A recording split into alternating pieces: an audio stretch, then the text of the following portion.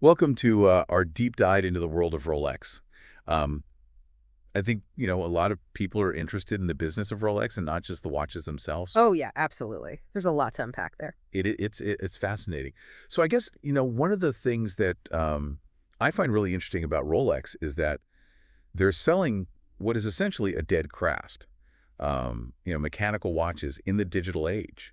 It's funny you should say that because that's exactly what makes this a multi-billion-dollar business. Yeah, it really is. Hmm. And, we live in a world where our phones tell time more accurately than any watch, Hmm. and yet a Rolex remains the ultimate status symbol. Right. So how did they do this? How did they pull this off? What's the secret sauce here? Well, it all starts with this guy, Hans Wilsdorf. Okay. And Hans Wilsdorf was a German-born entrepreneur. Okay. And back in 1905, he founded this company, Wilsdorf and Davis, in England? In England. Not Switzerland, as you might Yeah, assume. you think a brand so synonymous with Swiss watchmaking would have originated there? Right, and even more intriguing is that Wilsdorf's initial focus wasn't even on wristwatches.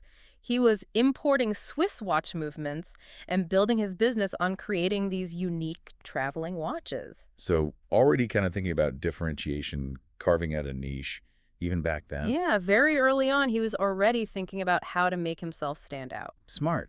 But when did the shift to wristwatches happen? So it seems like the Second Boer War was kind of a turning point for him. Okay. He read accounts of soldiers relying on wristwatches for coordination. Yeah, it makes sense. Yeah, you can imagine trying to fish out a pocket watch in the trenches is not exactly ideal. Yeah, not very practical. Not practical. So he recognized the potential there, but crafting a reliable and an accurate wristwatch was a major challenge back then. Yeah. So that's where this guy, Hermann Igler, comes into the picture, Okay. and his company, Igler. They were renowned for their high-quality movement. That's so the heart of the watch. And this partnership with Igler would really become the backbone of Rolex's watchmaking prowess. Yeah, a nearly century-long partnership that laid the foundation for, what we know today Right. with the precision and quality. Exactly. So we have Wilsdorf, we have Igler, and then in 1915 the name Rolex comes about. A name that Wilsdorf, he specifically chose it for its memorable sound and its universal appeal.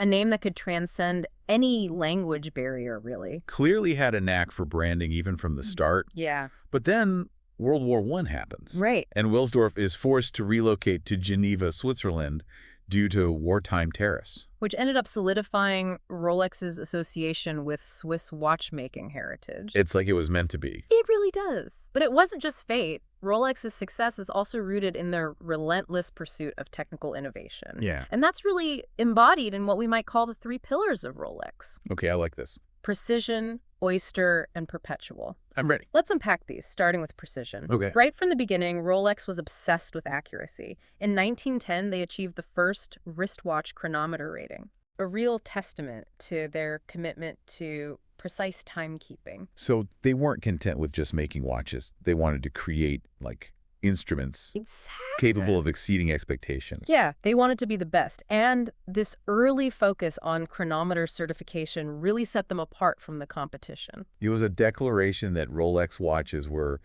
in a league of their own. Exactly. Then comes Oyster, the iconic waterproof case. Right. And for a lot of people, that's what comes to mind Yeah. when they think of a Rolex. For sure. And creating a truly waterproof wristwatch, that was a formidable challenge at the time. Oh, yeah, I bet. But Wilsdorf strategically acquired a patent for a screw-down crown, Uh-huh. a revolutionary development that led to the creation of the Oyster case in 1926. So not inventing the technology himself, but seeing its potential Yeah. and adapting it, making it their own. Smart business. Very smart. And that brings us to the third pillar, Perpetual. The self-winding mechanism that keeps a Rolex running perpetually. Right. Perpetual. So in the early 1930s, Rolex developed this perpetual rotor system, a real breakthrough in self-winding technology. Wow. It was far superior to earlier mechanisms, quieter, more reliable, truly embodying the always-ready nature of their watches. So these three innovations, precision, Oyster, Perpetual, Yeah. they formed the bedrock of Rolex's technical superiority. Yeah, absolutely. But technology alone doesn't build a global brand. You're absolutely right. Rolex's marketing evolution is just as fascinating as their technical advancements. It's really how they went from just highlighting pure functionality to crafting an aspirational image. And it all started with a pretty daring marketing stunt, right? Yeah. Mercedes Gleitz and her English Channel swim in 1927. Oh yeah, Gleitz famously swam the channel wearing an Oyster watch, proving its waterproofness to the world. And what a way to prove it. Right. I mean, it captured the public's imagination, showcasing that a Rolex could endure extreme conditions. Brilliant marketing. It's such a powerful image, this woman conquering a grueling physical challenge with a Rolex on her wrist. Yeah. You can see how that would resonate with people. It's a story that sticks with you, but Rolex didn't stop there. In the 1950s, they shifted their focus. Yeah. They were targeting a new audience, those who command the world. Interesting. So they went from adventurers to world leaders? Yeah, well, not exclusively, but they definitely started catering to a more elite clientele. And what were some of the tactics they used to reach these influential figures? Well, one tactic they used was gifting. They would strategically gift watches to prominent figures like Winston Churchill Wow. and Dwight Eisenhower. So they're associating their brand with these powerful figures. Yeah, they were positioning Rolex as a symbol of power and achievement. A very subtle but effective form of marketing. It really was, because owning a Rolex now signaled that you were part of this elite group, Right. someone who aspired to great things. It's like wearing a Rolex said something about who you were, or at least who you wanted to be. Exactly. And that's a key principle of luxury branding, creating an aspirational image that transcends the product itself. It's not just a watch anymore. No, they weren't just selling watches. It's a lifestyle. They were selling a lifestyle, an idea. I like that. And to further cement this image, Rolex launched the If You Were campaign in the late 1960s. Those iconic ads. Yes, featuring those professional athletes and explorers wearing Rolex watches in extreme environments. Exactly. It was less about the watch itself and more about the adventure, the daring spirit. Exactly. They weren't selling you a watch, they were selling you a piece of that adventure. Right. A sense of belonging to this exclusive club. A brilliant strategy and one that continues to resonate with customers today. Yeah. But this carefully crafted image, this image that they've been building, it was about to face its biggest challenge yet with the arrival of The quartz crisis. Oh. A period of immense disruption that really threatened the very foundation of the Swiss watchmaking industry. Wow. Okay, so things are about to get really interesting here. Yeah, buckle up. We're on the brink of this major upheaval, Mm-hmm. the quartz crisis. And it's fascinating how some brands like Omega really struggled to adapt. But Rolex had a different approach, wouldn't you say? They did. Omega initially embraced quartz technology a little too enthusiastically, I think. Okay. And in the process, they kind of diluted their brand image a little bit. Rolex, however, was much more strategic. They observed the market, learned from others' mistakes, and ultimately doubled down on what they knew best, mechanical watches. That's interesting. And I've heard about this brand blank pane that really stood by traditional watchmaking during this time. Do they have any influence on Rolex's strategy? Absolutely. Blancpain famously declared, since 1735, there has never been a quartz Blancpain watch, and there never will be. Wow. This bold statement really resonated with a segment of consumers who valued that traditional craftsmanship and saw those mechanical watches as more than just timekeeping devices. So Blancpain's success was a sign to Rolex that there was still a market for these high-quality mechanical watches. Right. But it had to be carefully nurtured. Exactly. And this brings us to Patrick Heinegger, who took over as CEO in 1992. And he steered Rolex toward vertical integration, further solidifying their control over quality and brand image. Vertical integration. Now, didn't that involve them taking control of their entire supply chain? It did. It was a huge undertaking, but it was a strategic one. Yeah. It allowed Rolex to ensure consistency, maintain exclusivity, and reinforce that unwavering commitment to quality that really defines a luxury brand. So it's not just about the final product. It's about controlling every step of the process. Yeah. From sourcing the raw materials to assembling the watch. Right. It's about owning your destiny. You got it. And this strategy really culminated in the acquisition of Igler in 2004, bringing movement production entirely in-house. Wow, so the very heart of a Rolex watch is now made under their own roof. Yes. And to further streamline production, Rolex consolidated its manufacturing facilities into 4 massive, technologically advanced sites. Only 4 sites for a company producing over 1 million watches a year. It is incredible. That's amazing. These facilities are designed for unparalleled precision and consistency in watch production. Rolex even goes so far as to make some of their own manufacturing machines. Really? Further demonstrating their commitment to that quality control. It's remarkable how they control every detail. Playing the long game to build a brand that will endure for generations. Mm-hmm. But let's address the elephant in the room, scarcity. Ah, yes, the Yeah. notorious Rolex waiting lists. Yeah. It's no secret that some customers wait years for Years. their coveted Submariner or Daytona. It does seem like a risky strategy, potentially frustrating customers. Mm-hmm. Is this intentional? Are they deliberately limiting supply to drive up demand? It's a complex issue. Rolex undoubtedly manages its production output very carefully. Yeah. They don't flood the market even when demand is incredibly high. That does create a sense of exclusivity, Yeah, this feeling that you're acquiring something truly rare. precisely. And the scarcity, in turn, fuels the secondary market, where Rolex watches often command prices far exceeding their retail value. You see that all the time. And this further reinforces their desirability. So a clever, albeit controversial strategy, It is. because they also risk alienating potential customers who are turned off by those long wait times and the inflated prices. That's a valid point. However, Rolex is acutely aware of the dangers of overproduction and the potential to dilute their brand by becoming too readily available. Yeah. They don't want to become just another watch brand lost in a sea of options. They want to remain the gold standard, the ultimate symbol of luxury and achievement. Precisely. And I can see how that requires a very careful balancing act. It does. But then they went and acquired Boucherer, one of the world's largest watch retailers in 2023. Yeah. That seems to throw a wrench into the whole scarcity strategy, doesn't it? It's a bold move that has left many wondering about Rolex's future retail strategy. Yeah. Some see it as a way for Rolex to exert more control over the customer experience, potentially bypassing the authorized dealer model altogether. So could this mean the end of the infamous waiting lists?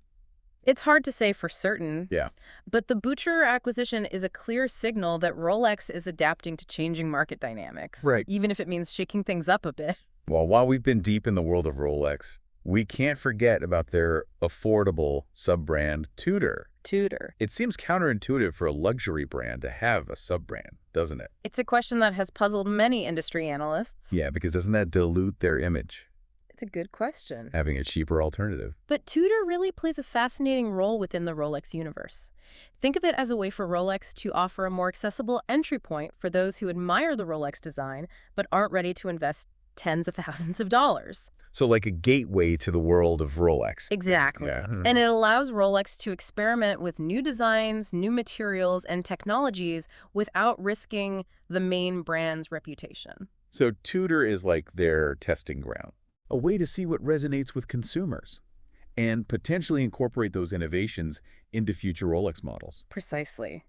And Tudor's own success, with models like the Black Bay and the Pelagos gaining popularity, demonstrates the effectiveness of this strategy. It's remarkable how they've managed to expand their market reach Yeah, while simultaneously protecting the exclusivity of the Rolex brand. it's delicate balance. Now we've explored their origins, Right. their commitment to quality, Yeah. their marketing brilliance, and even their forays into vertical integration and the complexities of scarcity. For sure. But as we wrap up this deep dive, I'm curious, Yes. what are the key lessons that investors and business managers can glean from this fascinating journey? What are the enduring takeaways from the Rolex story? Well, that's a great question, and one that I think we can definitely provide some insights on. There's a lot to unpack there. Yeah, there is. And I think, Rolex's story offers so many valuable lessons for anyone in business, really. Right. It's not just about watches, it's about building a lasting brand. It's about strategy, it's about vision, It's about understanding your customer and delivering a product that exceeds expectations. and we'll delve into those key takeaways right after this break. Stay tuned. So, where were we? Right, the quartz crisis. I mean, it was such a tumultuous time for the watch industry. It really was a major shakeup. And it's fascinating how, Rolex navigated this period. They really did come out on top. While others faltered. Well, they didn't panic. Yeah. They stuck to their guns. Yeah. And I think that's one of the biggest lessons we can learn from them. So how did they do it? How did they weather this storm when so many others were capsizing? Well, I think a big part of it was their focus on quality. Okay. They never wavered in their commitment to producing the finest watches in the world. Even when cheaper more accurate quartz watches were flooding the market. Exactly. They understood that their customers valued craftsmanship and tradition. And they were willing to pay a premium for it. Precisely. They weren't afraid to double down on their core values. And it paid off. It did. In fact, I think the quartz crisis actually strengthened Rolex's brand. How so? Well, it forced them to really refine their message Okay. and focus on what made them unique. So they doubled down on their heritage, their craftsmanship. Exactly. And they started to tell their story in a more compelling way. I see. So they weren't just selling watches anymore. They were selling an experience. Precisely. They were selling a piece of history, a piece of luxury. And that resonated with their customers. It did. People were looking for something authentic, something that had stood the test of time. And Rolex was able to provide that. They were, and they continue to do so today. It's remarkable how they've managed to maintain their position as the world's leading luxury watch brand. It is, but it's not by accident. It's the result of careful planning, strategic decision-making, and a deep understanding of their customer. And a willingness to adapt. Yeah, they've always been willing to evolve while staying true to their core values. Exactly, and I think that's the key to their success. So what are some of the other lessons that we can learn from Rolex? What can we apply to our own businesses? Well, one important lesson is the importance of vertical integration. Right. We touched on this earlier. By controlling their entire supply chain, Rolex can ensure the quality of every component. And that level of control is crucial for a luxury brand.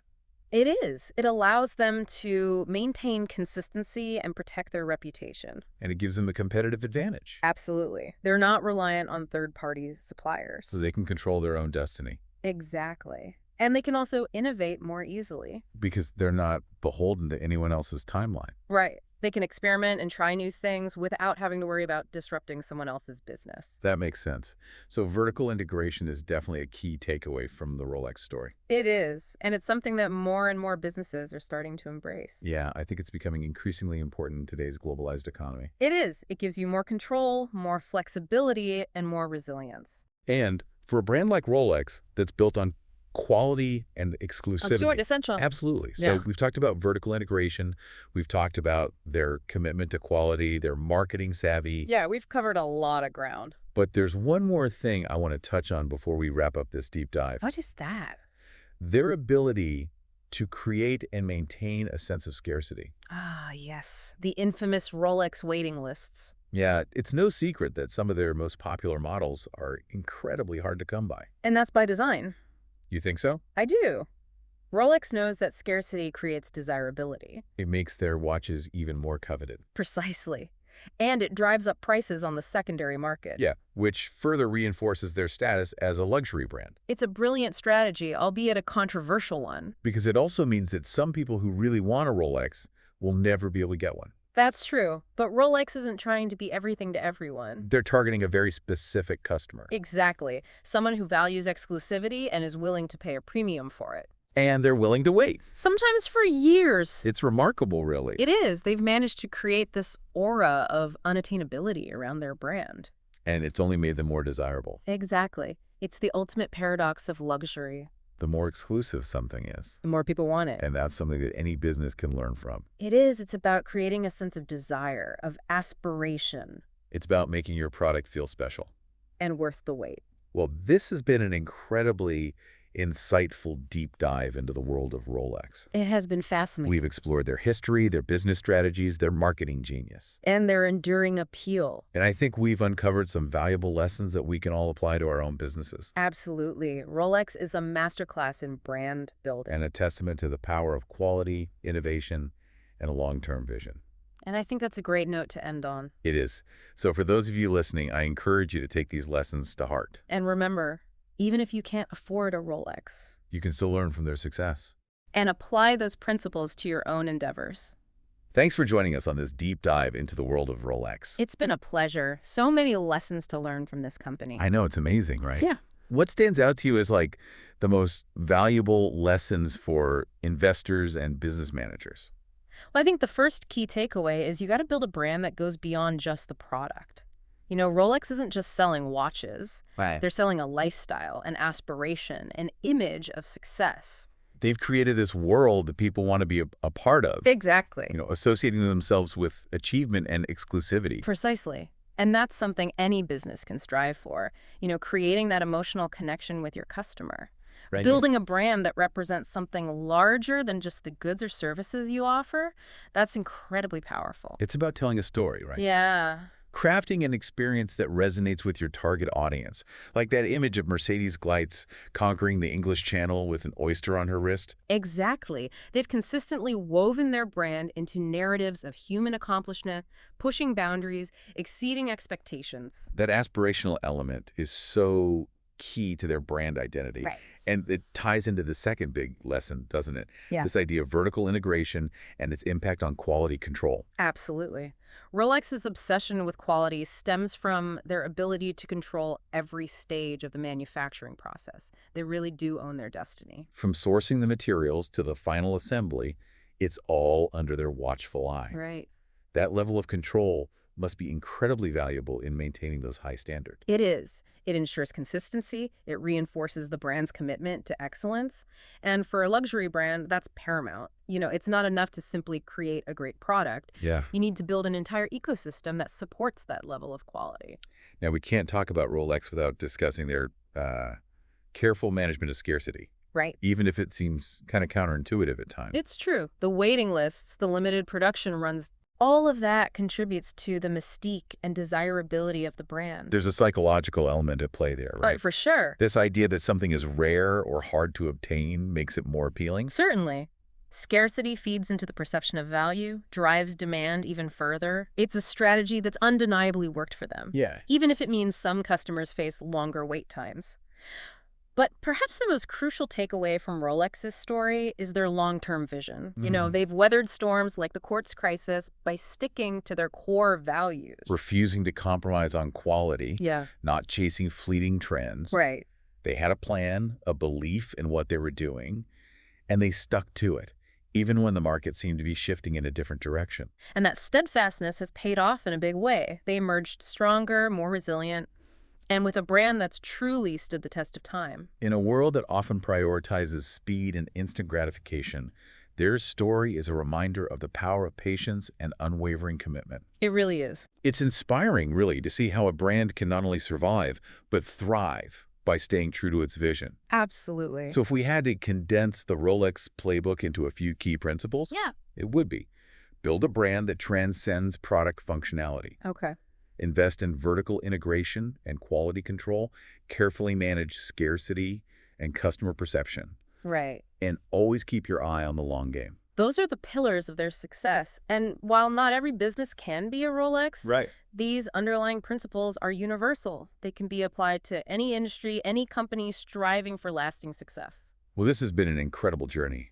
What began as a simple question, how did Rolex become so successful, has led us to a wealth of insights about branding, strategy, and the enduring power of quality. It's been a pleasure diving deep into the world of Rolex with you. It has been fun. And for our listeners, I encourage you to continue exploring. There's so much more to discover about their history, their craftsmanship, the stories behind these iconic watches. Absolutely. And if you continue your own explorations, remember the lessons we've uncovered today. Yeah. The Rolex story is a testament to the power of vision, strategic thinking, and unwavering commitment. Who knows? Maybe you'll be inspired to build the next enduring brand, the next story of success that will captivate generations to come. I hope so. Until then, keep exploring, keep learning, and keep diving deep. Thanks for listening.